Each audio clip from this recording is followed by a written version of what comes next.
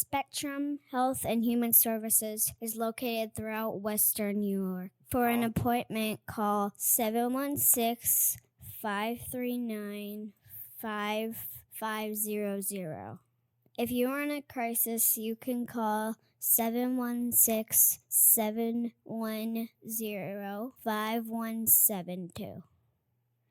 Their website is www.shswny.org.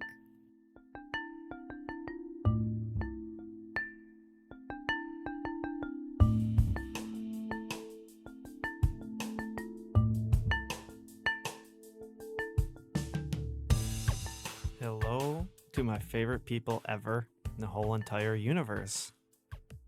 This is a bonus collaboration episode of Room 9 and Spectrum Health and Human Services. We wanted to put this episode out specifically for 10/10 World Mental Health Day.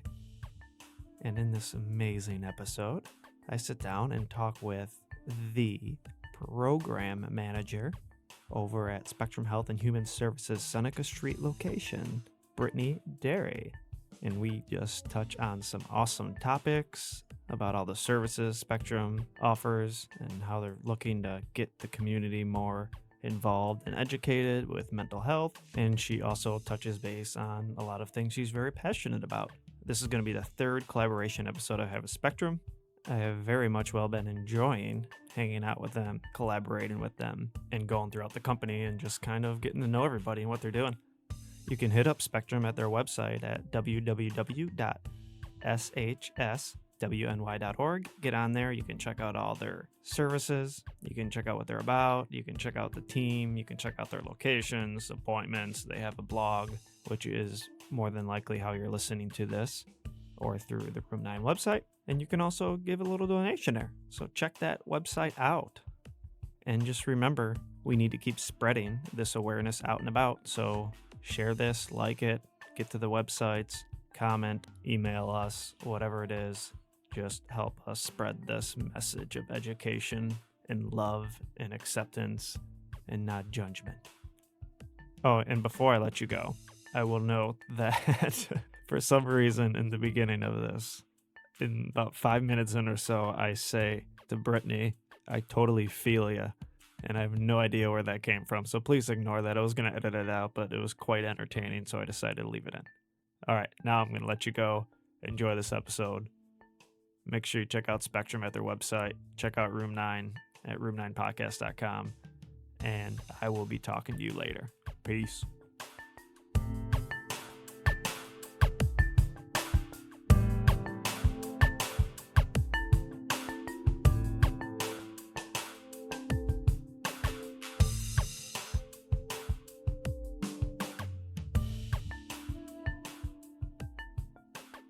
Okay, Brittany, thank you for joining me.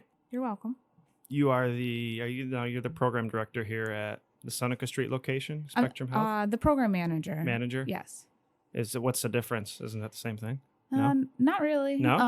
I mean, I'd be second in command to my director and go back, yeah. Yeah, so the program director, as he listened to this, he's like, no, it's not the same thing. I guess. But awesome. Well, thank you for having me in your office. I have been in many offices the last week. I've been pretty busy doing podcasts all over the place, so I'm excited to get another one in. This one we are, at least when it's being released, it'll be World Mental Health Day, so that's kind of what we figured we would discuss and what you see around that your vision is, what you're passionate about, what you see we need more of, where you would like to see things go. Okay. And I think we can just kind of go with that. But first, give me an idea of why you're here, what got you into this kind of field, and what makes you passionate about working here. So growing up, I've always been into assisting other individuals, either with problems. I've always been an extremely good listener. And then in high school, I took a course in psychology, and I found it fascinating. So then when I went to college, I went to Niagara University, and my degree is in psychology. Again, fascinated with helping people and understanding why people do certain things. So then I pursued my master's degree in clinical mental health counseling, was an intern at Spectrum, and then was offered a position and kind of just spurred my career. So as you were getting your master's, you were interning here? That is correct. Awesome. So before you got did you have like a job lined up here already, or was it something you applied for after you received your degree? So I actually was hired before I graduated with Awesome. my master's degree. That's exciting. So I it feel was like very there's exciting. there's not too many people who can say they got their job before they even technically got their degree. Yeah, I was very lucky. Yeah, that's actually. awesome. Yeah, that's really exciting. Yeah, most people are working at Starbucks, still trying to pay off their college education and not using their degree. Well, I mean, I started out at Best Buy, and then as an intern, they asked me to apply, and I ended up getting the position. So I was very lucky considering everything that was going on. Did you start just at this location, or did you kind of bounce around for a little bit? So it's kind of funny you asked that. So I was an intern at our 1280 Main Street location. Okay. Was hired for this location, went to our Orchard Park Road location, then back to 1280. And then I was offered a position to work at our satellite clinics, which allowed us to integrate behavioral health services within a physical health facility. So I actually worked at multiple different primary care facilities, counseling individuals who needed it in that setting. And then the program manager position became available, and I applied for that and ended up receiving that as a new career option. That's sweet. Yeah. Yeah, that's really cool.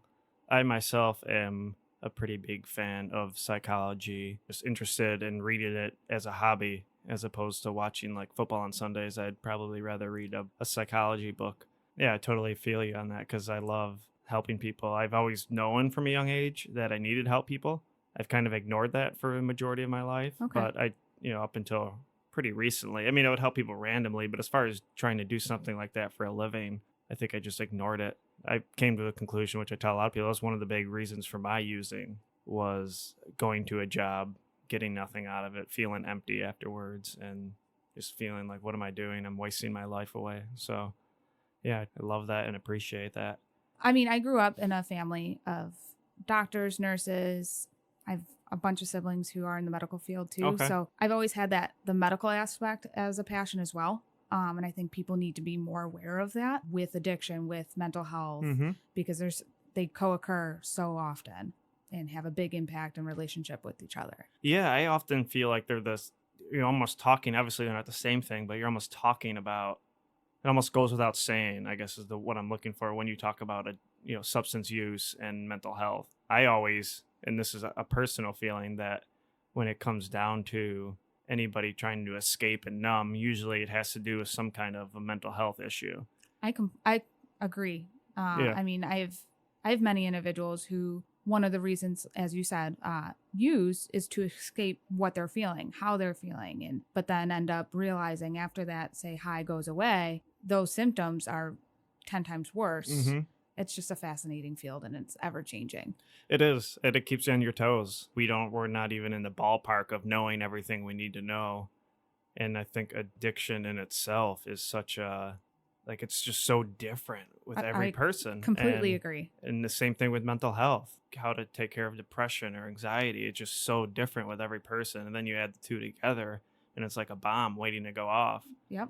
I personally enjoy the challenge of reading it and trying to figure out just the different pathways of what works for what person. And the only thing I ever get annoyed with in this industry is somebody who just feels like they have the definite answer to everything. Like, this is it, this is how you got to do it, and try to force that upon other people. That's one pet peeve of mine. No, I agree. I mean, one thing that we do here is we don't treat every single person the same.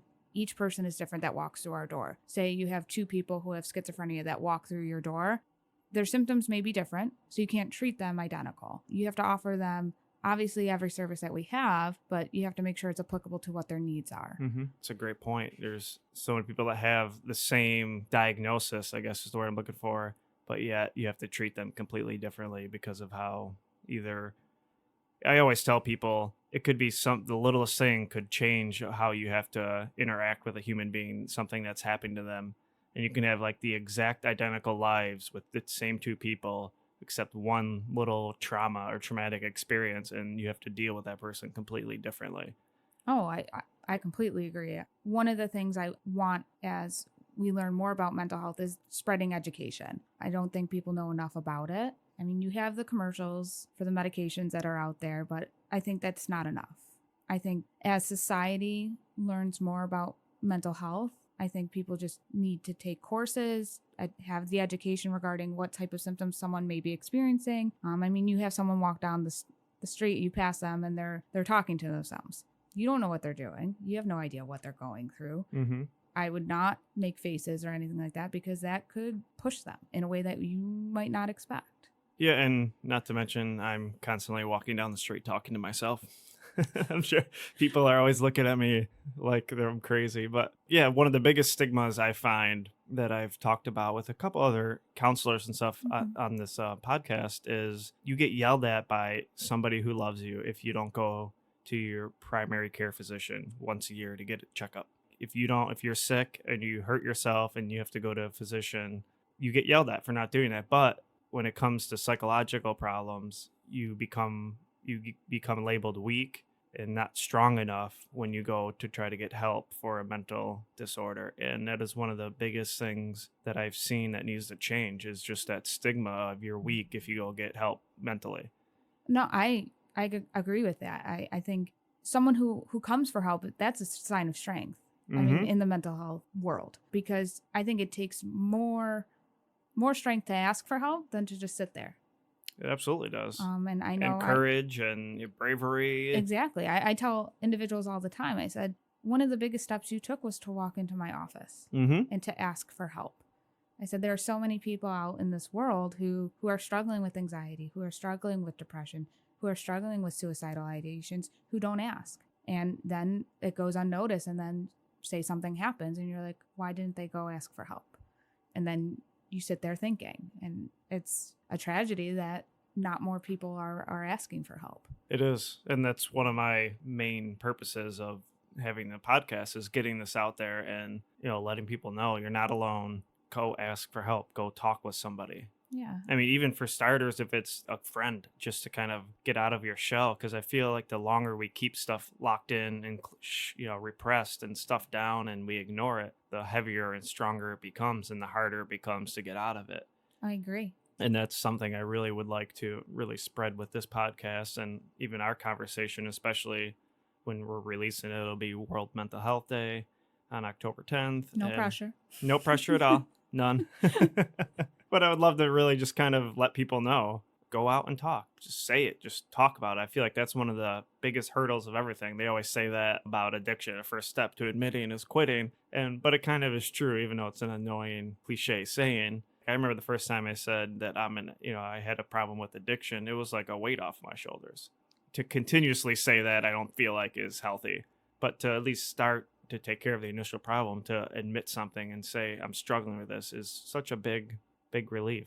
Yeah, because I mean, even within just families, trying to talk about it is always difficult. Yeah. I've had some individuals who refuse to talk about it with their family because the family feels as though it's taboo. I would let them know, because they don't know what you may be going through, what the symptoms you may be dealing with, why you can't leave your bedroom. Well, it takes once of like your parents saying, toughen up, or the typical act like a man. Yeah, those cliche sayings. And sometimes that actually makes it worse when they say that. I'd probably say most of the time. Yeah. I mean, nobody wants to hear toughen up when they're struggling with something. Yeah, I agree. And I mean, obviously it's important to be strong and, face things. But like we just kind of mentioned at the beginning of this, it takes more strength to go say I need help than it does to not say anything. Yeah, I mean, like I said, I've had so many individuals come into my office and they're like, okay, I've been struggling with depression for 10 years.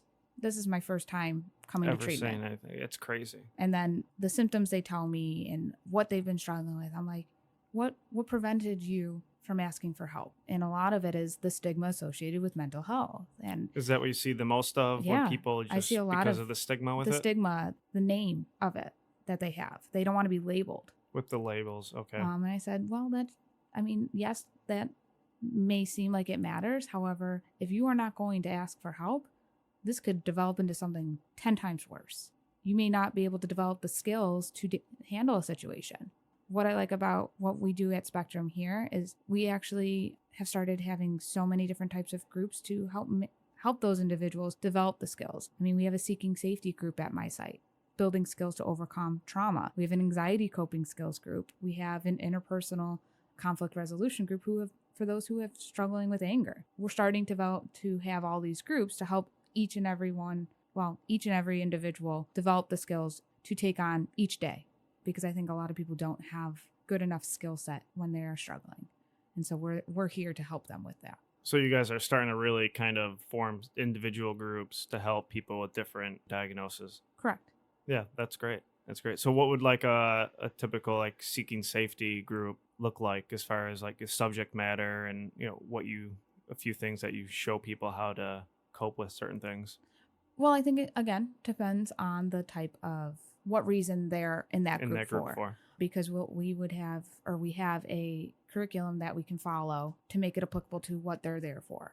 Our seeking safety clinician's name is Donna, and I know she's phenomenal at it. People are learning skills on how to say grounding techniques to help them if they may be triggered to a situation that happened in the past. They utilize that skill and it brings them back to the present. So they learn different skills such as grounding, meditation, all of that. It makes me happy when people leave here smiling, because when they walked in, they had a low looking face on.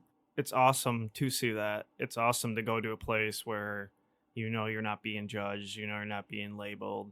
And I think that language, that whole thing about like language and what we use and how we're talking with people, and how you just mentioned earlier how that's one of their biggest worries is being labeled as a depressed person or somebody with anxiety or somebody who is suicidal, and we identify with a word and think that's just completely us. And that was one of my points earlier, saying how after a certain point in my recovery, I didn't like identifying as an addict anymore, because there's so much more to who I am and what makes me me than just my addiction, just my substance use. And I think that's part of what we want to do is end that stigma and show the people that you're more than just a depressed person, or you're more than somebody who's going through anxiety or PTSD or whatever it is that you happen to be going through. You're more than that. And I think that's one of the biggest things that we're trying to do, companies like Spectrum and, you know, other companies in the area. You know, what do you see that needs to be done? I guess let's start with what are we doing good that's positive first in this area, as far as getting rid of stigma, as far as helping people, being able to offer services to more people. Well, I think one of the biggest things that we're doing is being able to provide more resources for people. I know with Spectrum, we're part of the CCBHC, which I'm not sure if you're familiar with what that is. No, what is that? It means we're a certified community behavioral health center. Okay. So we actually have a lot more resources to provide to others. We have peer support specialists. We have case managers, for example, say someone doesn't have a primary doctor. We actually have people that will help you find one. We recently launched a holistic health initiative.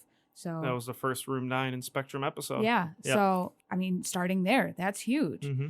And again, we're having all these different types of groups. We have psychosocial rehab. So we have like skill building groups that we can provide to people. So it's not limited to just this building or say another Spectrum clinic. We can go out.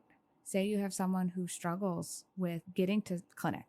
We actually have a team that goes to that person, helps them. And the goal is to be able to have that individual come back to the clinic and receive services on site. So you would go to somebody. Mm-hmm. We have a community team, yes. Try to get them to come eventually, to a site. Yes. Eventually. I mean, we would provide the counseling services where they feel comfortable Mm-hmm. in the hopes to lead them back to the clinic so that we can provide even more services on site. I mean, we have the psychiatrists that provide medication management services, not for only those who need it for mental health, but for medicated assisted treatment, Mm-hmm. those who struggle with addiction as well. Another thing that I think we are doing really well with is making us known to all of society. A few months ago, I actually was at the Blue Cross and Blue Shield building downtown talking with the individuals who work in the building and letting them know what we do, what we offer. And I know I had many questions asked, okay, well, can you do this? I said, of course we can. They were more asking for people within the family. So I think doing these little mental health fairs, I guess you could call Mm-hmm. them, allows individuals to actually realize what Spectrum does and identify that we're not the cable company. Oh my gosh, I know. I can't tell you how many times that's, hi, can you help me with my cable box? And I'm like, no, this is not that kind of Spectrum. Oh my gosh. But I think just allowing them to know what we have to offer it's just huge because What were some of the like questions that people are asking of services that you guys offered here? do you provide medications? I think that was That's a big one. That's a Yeah. big one. Do you help kids? Yep. Because I know there was a lot of parents at this fair who were like, okay, my kid is struggling with this, this, and this. Do you have a clinic that would be able to help them? I said, of course we do. I said, provided them with a little pamphlet. I said, this site, and as well as this site, offer children's services. I said, well, where do you live? And they would tell me. I said, well, this one would be the closest for you. We're not limited to just adults. We can see from super young to a little Super bit older. old. Yeah, I just didn't want to say it like that because I didn't want to come across as mean or anything like that. But Super young to super old. I mean, there's super old people, so they're out there. you said And it. they might need help. But no, that's great. And I didn't even know you guys did services for kids. Yeah. So I think that's important to get out there. And do you see mostly like co-occurring? A lot of what I see is co-occurring. It's Okay. not. I mean, there are some individuals who come with just like a CD diagnosis, but more often than not, I mean, when I do assessments, I see people struggling with both mental health and substance use. And at times, they're not even aware of it. And then I educate them. I said, okay, what's going on? And they tell me a little bit about their life story. I said, okay, well, when did you start using a substance? And they tell me a day. And I'm like, okay, why? And then they tell me, okay, it's masking This or that. this or that. And why do you keep going back to that substance? And they're like, well, it helps me with that. I was like, is it? And I kind of use gentle confrontation to educate them. Okay, well, if you're using to mask how you're feeling or masking depression, but you're using a depressant. Yeah, that's why I wondered if there was just more kind of people coming in for just mental health and then you kind of find out about a substance, or if is it just people kind of getting referred. Do you have a lot of walk-ins that come in? We do, Okay. actually. We actually, I think, have some now, but we have them every day, Monday through Friday. Sometimes some in the morning, sometimes some in the afternoon, sometimes both. And we try to see people. If someone's struggling, we will see them that day. There really shouldn't be a wait to come seek our services. Do you find that most people don't come back? Do you kind of see somebody then find that they tend to come back more often? I think it depends on what they're Service looking for. they're looking for? And how ready they are. That is one of the biggest things is if someone is not ready to change, that person may not come back. However, there are those who at first are not ready, but then once they start kind of engaging in services and realize what needs to change or how they want to change, that brick wall is being torn down. Well, that's one of the biggest steps for sure. People tried to force me to quit my opiate addiction, and it never worked until I was ready to do it myself. Mm-hmm. And I imagine that's the same thing for anything anybody wants to change in themselves Yeah. throughout their lives. So I guess kind of going forward with this, what are you hoping to see change? What is like your vision for the future of ending stigma and being able to reach more people and get more people to ask for help and look for services? I think the biggest thing is for people to realize that they're not alone. They're not the only ones, say, struggling with anxiety or depression or schizophrenia for that matter, that they can ask for help.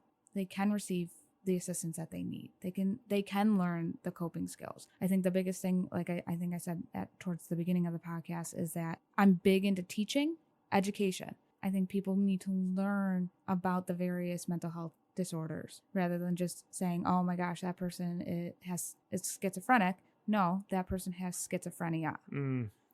Back to the language. Language is huge. And again, I think behind that is the education piece. I come to work learning something new every single day. Even if it's something small, I'm learning. And I think that's what society needs to do with mental health in order to reduce the stigma associated with it. Yeah, well, nobody ever says, there's John, he's cancer.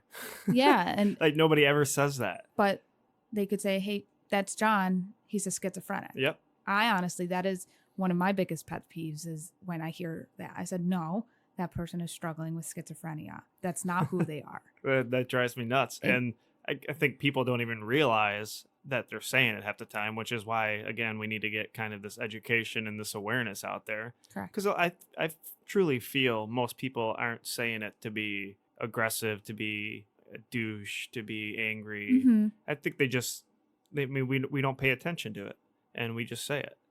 And if we don't bring awareness to it, I think if you bring awareness to people, I would have to say the majority of people would be like, you know what? I never thought of that. I mean, Yeah. that's true. They're not schizophrenic. They're struggling with schizophrenia, or they're struggling with depression, or they're struggling with anxiety or PTSD or whatever it may be. And I think most people would, when they hear this, would be like, oh, I should pay more attention to my language. Like you said before, that the language piece is huge. You see individuals say, even on like social media, that are Mhm. struggling, and then you see comments that could just bring that person down even further. And I'm like, okay, you have no idea what that person is going through. Ask them if they need help. Reach out.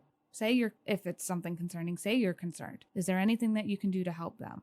Even just that statement, can I help you, could change that person's complete day. Or just smiling at someone who walks by you, who's frowning. That smile could change that person's complete mindset. Because that person could be struggling with, just like we talked about before, suicidal ideations. And you ask them, hey, is everything okay? Just that simple question. Oh, maybe somebody cares. Yeah. Mhm. And shows that, okay, I'm not alone. I can go ask for help. And that could spark that person's road to recovery. Yeah, I tell most people, probably we don't even realize when we have done something positive for somebody throughout our day. And I think sometimes we're looking for like this home run hitter. And as you said, sometimes it could be just a simple, let me get Hello. you coffee, or how are you doing? Oh, good seeing you. I like your sweater, whatever it may be. I mean, that really makes a difference in a lot of people's lives. Yeah, a simple gesture could go a long way for that person. Mhm. A simple, like I said, hello could, honestly, it could change that person's life.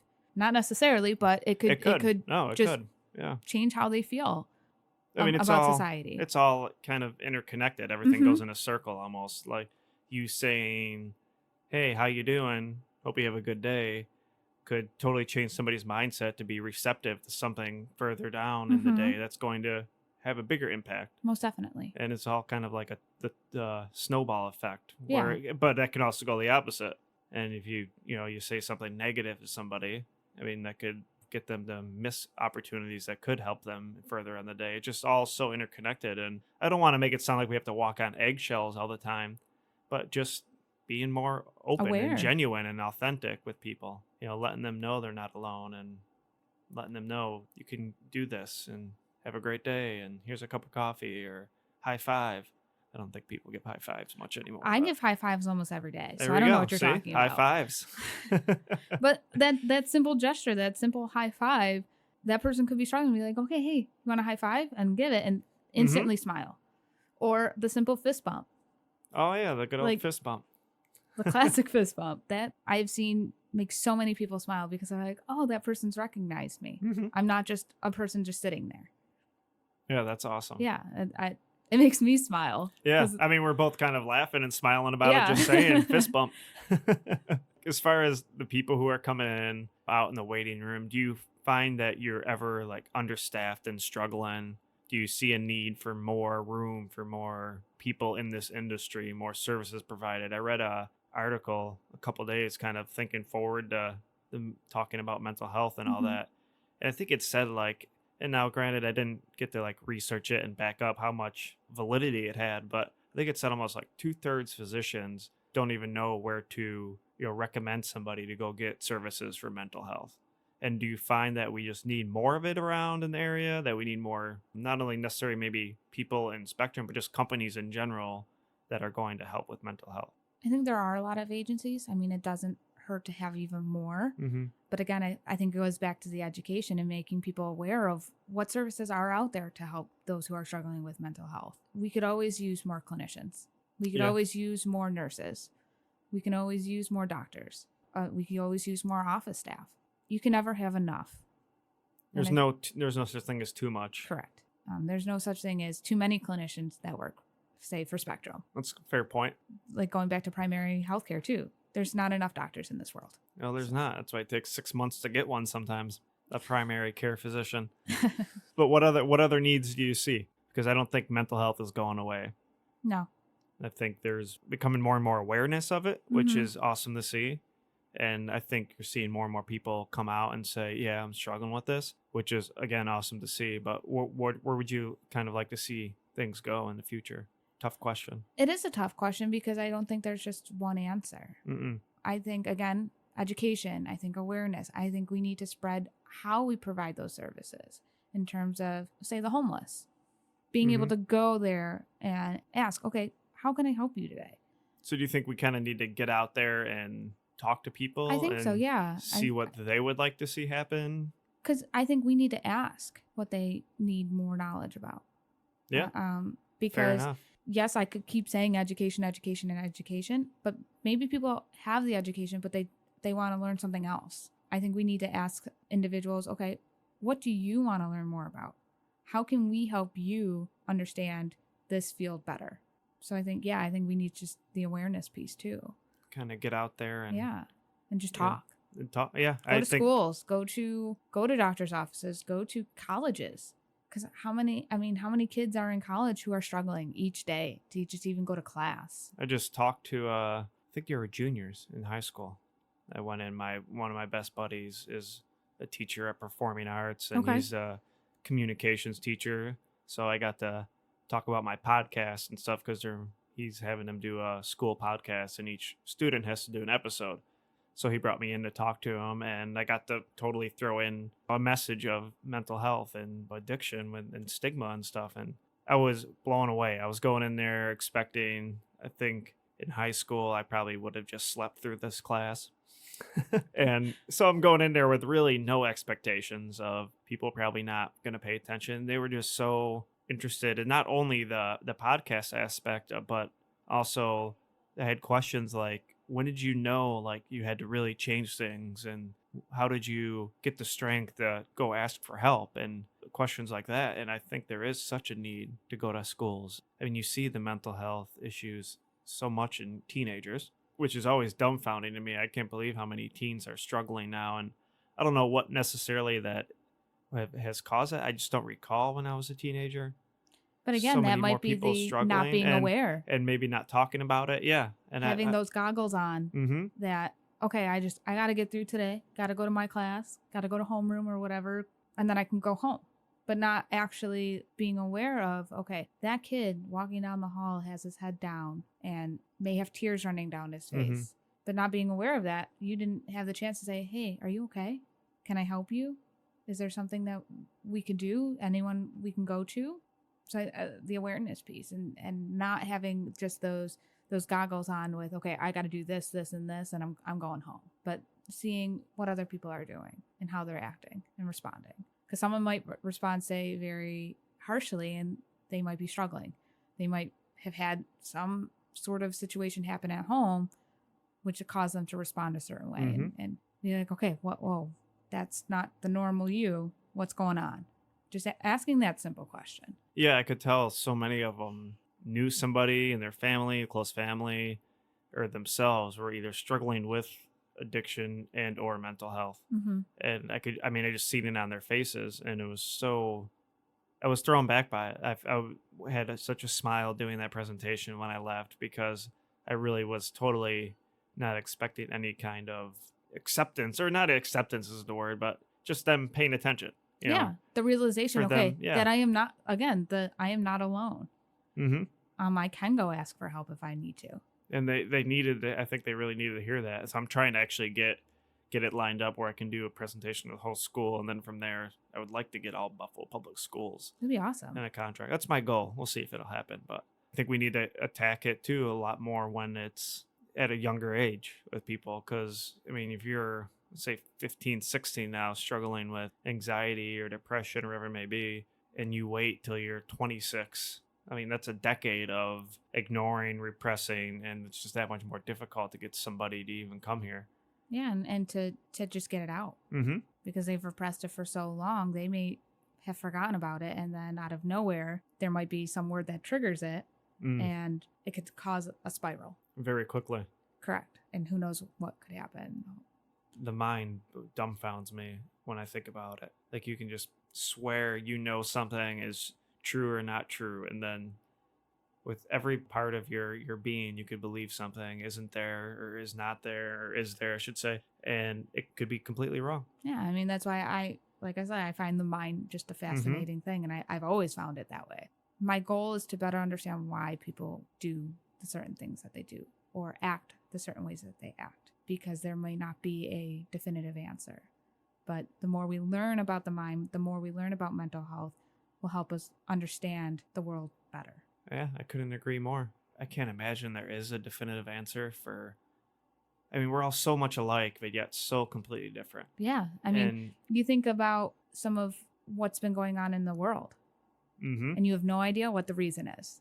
But potentially learning more about, mental health in general and then the mind allows us to potentially better understand their actions. I mean, one of the biggest things that I can't stand as well is say that there is some sort of event that was done by one person and automatically they assume that that person is struggling with mental health. And that may not be the answer.